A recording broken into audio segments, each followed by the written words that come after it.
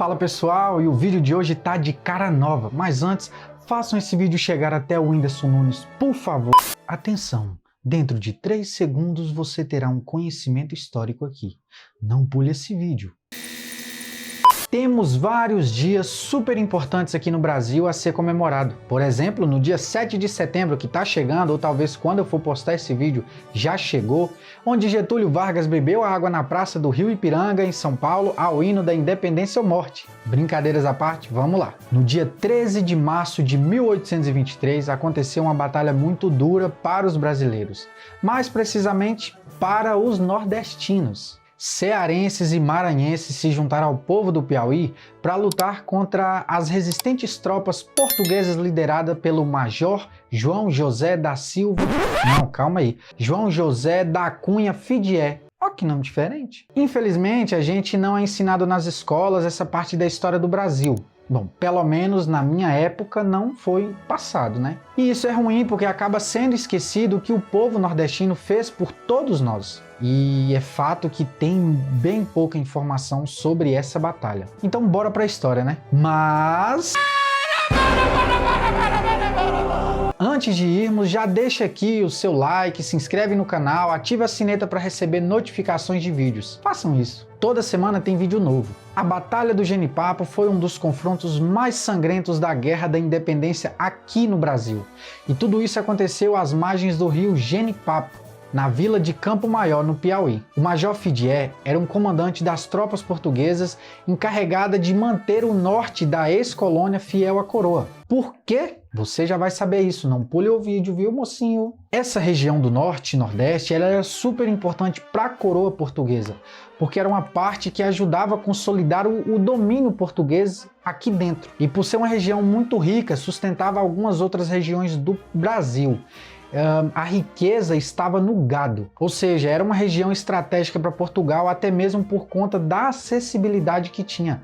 Era mais fácil ter acesso ao Brasil pelos portos do norte do que ir direto à capital, onde a família real vivia. E fato é que essa parte do norte ela é um pouco esquecida aí pela família real. Aliás, ela era só lembrada por conta disso aqui, só pelo dinheiro. Mas ela era muito esquecida, porém era uma região rica, né? E foi só em 1825 que Portugal reconheceu o Brasil como independente, sendo acordado com uma aliança e um acordo de paz. Porém, até isso acontecer, muito sangue foi derramado. Dom João VI retornou a Portugal no ano de 1821. O parlamento português viu que o Brasil deveria permanecer como colônia. Eles já estavam com medo já do que aconteceria. E aí a insegurança da coroa portuguesa, referente aqui no Brasil, era justamente isso. O fato de acontecer a independência, já que Dom Pedro I já estava aqui como príncipe regente, e como houve a proclamação da República, algumas partes do Brasil ainda se mantinham fiéis à coroa portuguesa, principalmente o Maranhão. E aí, no dia 9 de agosto de 1821,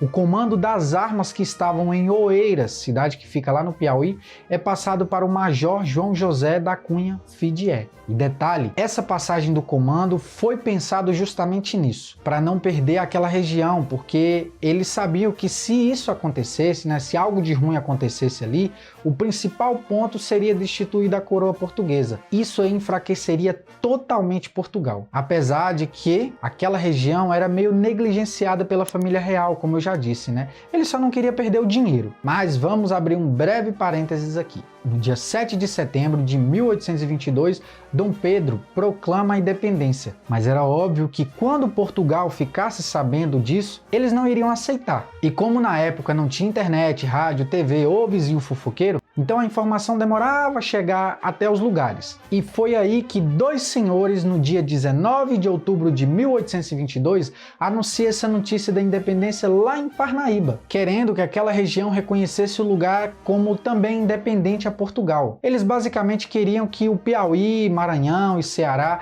não pertencesse mais à coroa portuguesa. E o nome desses senhores? Simplício da Silva e João Cândido de Deus. Não era esse aí não, é o outro João de Deus. E aí que começa o BO. O Major Fidié fica sabendo e vai para Parnaíba com as tropas. Chegando lá, ele faz o reconhecimento do local e vê como está a situação. Alguns grupos que eram contra as tropas e a favor da independência vão para a Vila da Granja, que fica no Ceará, e ficam lá por um tempo. E aí o que acontece? Fidié tem aquele achismo de que tá tudo bem, que eles estão dominando o lugar, vendo que não tinha conflito. A priori. Chegou lá a hora, pois, não tem ninguém por aqui. O meu português é uma... E olha só que doideira. Enquanto as tropas portuguesas estavam lá em Parnaíba, no dia 24 de janeiro de 1823, um cara chamado Manuel de Souza Martins proclama a independência lá em Oeiras, bem onde estavam essas tropas. Será uma estratégia? Eu fico imaginando. O cara viaja em torno de 700 quilômetros para ir até Parnaíba,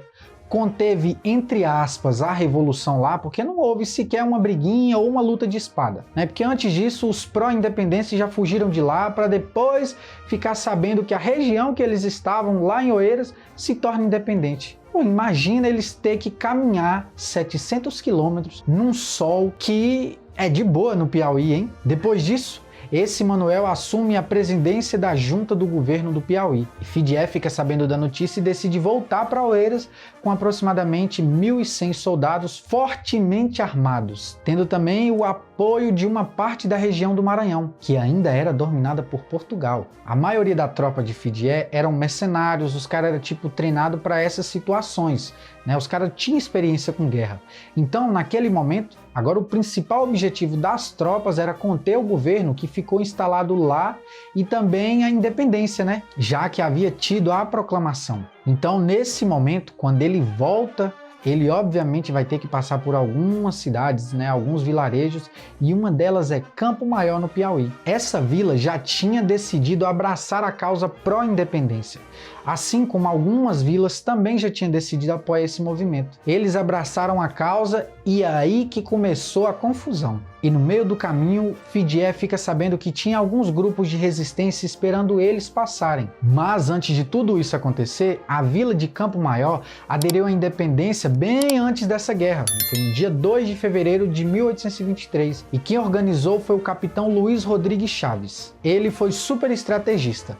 Inicialmente, ele conseguiu o apoio dos piauienses daquela região e conseguiu convocar uma galera do Ceará para se juntar ao agrupamento e lutar a favor da independência. Lembrando que eram pessoas civis, normais, sabe? Tipo, não tinha nenhum treinamento ou alguma experiência com as batalhas, né? Então eles lutaram com armas simples. Tipo, não era com arma de guerra, era foice, faca, pedra, qualquer coisa que servisse para matar ou ferir as tropas do Major Fidié, eles estavam usando. Mas aí você percebe a força que tem a união dos grupos. Por quê? Olha como o povo é inteligente para um cara. Vamos voltar para cá. Que deselegante. Né? Lá, próximo ao rio, tinha uma bifurcação. Então, o comandante Alecrim assumiu uma parte das tropas pelo lado direito do rio Genipapo, né? E na esquerda ficou uma parte dos homens sob o comando de Luiz Rodrigues. E aí, no caso, eles queriam atacar pelos lados. Porém, um fofoqueiro já tinha dito para Fidié que o que estava se passando ali naquela região. Apesar de ter menos pessoas no exército, o que favorecia as tropas do Major era a experiência dos seus homens, né? Então foi exatamente no dia 13 de março de 1823, mais precisamente às 9 horas da manhã, começa a batalha e acaba em torno das 2 horas da tarde. Infelizmente, os piauienses, né, os cearenses, os maranhenses perderam, mas perderam a batalha. A guerra já estava ganha. Eles fizeram com que a tropa inimiga desviasse o seu destino, né? Porque o Major perdeu muita arma, muitos combatentes e uma boa parte do seu arsenal. Então ele teve de fugir para uma região bem próximo dali mesmo, tendo que esperar por um tempo porque a ressaca da guerra ainda era grande. Até que o povo do Piauí, do Ceará e do Maranhão descobriu onde ele estava e acabou rendendo ele. E acabaram mandando ele para o Rio de Janeiro, do Rio de Janeiro para Portugal. Foi uma das mais marcantes batalhas travada na Guerra da Independência Brasileira e consolidou o território nacional, né? Fez com que o Piauí fizesse parte do Brasil e também mostrou a força que a União tem. E quem quiser saber mais sobre essa batalha, se vocês forem lá no Piauí, vai ter o monumento, vai ter o museu, enfim, vai ter um monte de conta os históricos lá. E o Whindersson, se for fazer um filme, me convida para fazer parte do soldado, hein? Bora lá lutar também.